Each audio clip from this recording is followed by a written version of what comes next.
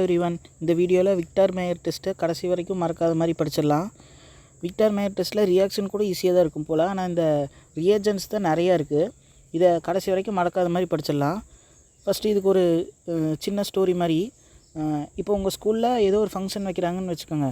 அந்த ஃபங்க்ஷனில் உங்கள் டிஸ்ட்ரிக்ட், எங்கள் டிஸ்ட்ரிக்ட் கோவை, அது மாதிரி உங்கள் கோவை மேயர் வந்து பேசுகிறாரு, அது மாதிரி ஞாபகம் வச்சுக்கோங்க.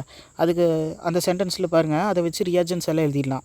இப்போது அங்கே honourable Kovai mayor Victor Meyer test பண்ண போகிறாரு அப்படின்னு ஞாபகம் வச்சுக்கோங்க.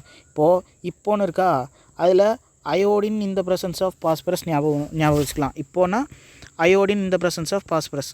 அப்புறம் அங்கேங்கிறதுக்கு AgNO2 சில்வர் நைட்ரேட் ஞாபகம் வச்சுக்கலாம். அப்புறம் ஹானரபிள்னால் HNO2. ரியாக்ஷனில் பார்த்திங்கனாலும் HON வந்து எழுதியிருப்பாங்க, அதனால் அப்படியே டேரெக்டாகவே HON1 வர மாதிரி ஞாபகம் வச்சுக்கலாம்.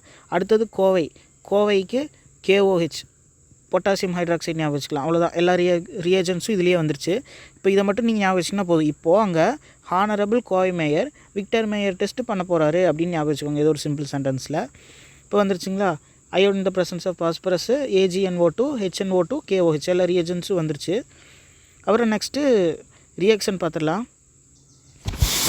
ஃபஸ்ட்டு ப்ரைமரி ஆல்கஹால் எழுதிக்குங்க. அப்புறம் அந்த பாஸ்பரஸ் இந்த ப்ரெசன்ஸ், அயோடின் இந்த ப்ரெசன்ஸ் ஆஃப் பாஸ்பரஸ் இருக்கா, இந்த OH மட்டும் எடுத்துகிட்டு ஐ போட்டுருங்க. இந்த அயோடின் வந்து இங்கே ஆட் ஆயிரும். அடுத்தது நெக்ஸ்ட்டு அங்கே படித்தோமா, அங்கே AgNO2வா, அதை எழுதிட்டு இப்போ அந்த ஐ எடுத்துகிட்டு இதில் இருக்கிற NO2 அப்படியே இங்கே ஆட் பண்ணி விட்ருங்க, இந்த ஐ எடுத்துகிட்டு. அப்புறம் நெக்ஸ்ட்டு ஹானரபிள் படித்தோமா, HONO, அதை எடுத்துகிட்டு அது வந்து எங்கேன்னா இந்த ஹெச் கூட ரியாக்ஷன் ஆகும். அதுக்கு ரியாக்ஷன் பண்ணும்போது H2 இங்கே O, இங்கே H2 இங்கே ஒரு O போச்சுன்னா இந்த NOH அப்படியே ஆட் ஆயிரும். மிச்சம் இருக்குது இங்கே NOH அப்படியே ஆட் ஆயிரும்.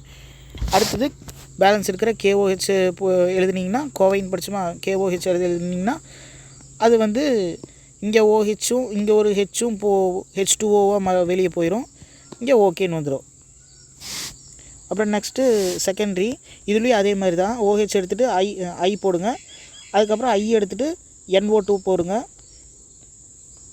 அடுத்தது இந்த ஹெச்சும் இங்கே இருக்கிற OHும் சேர்ந்து -H2O வெளியே போயிடும், அந்த NO மேலே ஆட் ஆயிரும். அடுத்தது KOH ஆட் பண்ணிங்கன்னா இங்கே ஆட் ஆகிறதுக்கு இடம் இருக்காது, அதனால் அதோடைய ரியாக்ஷன் ஸ்டாப் ஆயிரும், ப்ளூ கலரு. அடுத்தது நெக்ஸ்ட்டு இங்கே அதே மாதிரி தான், OH எடுத்துகிட்டு ஐ போட்டுருங்க, ஐ எடுத்துகிட்டு NO2 போட்டுருங்க. அதுக்கப்புறம் இங்கே இந்த ஸ்டெப்லேயே ரியாக்ஷன் ஸ்டாப் ஆயிடும். இப்போ இதில் கலர் ஞாபகம் வைக்கிறது எப்படின்னு பார்த்துக்கலாம். ஃபஸ்ட்டு ப்ரைமரி, அப்புறம் செகண்டரி, அப்புறம் டெர்ஷரியா, RBC ரெட் பிளட் செல்ஸ் ஞாபகம் வச்சுக்கோங்க. ஃபஸ்ட்டு ப்ரைமரினா ரெட் கலர் வரும், செகண்டரினா ப்ளூ கலர் வரும், டெர்ஷரினா கலர்லெஸ், கலரே வராது. அவ்வளோதான். தேங்க்யூ.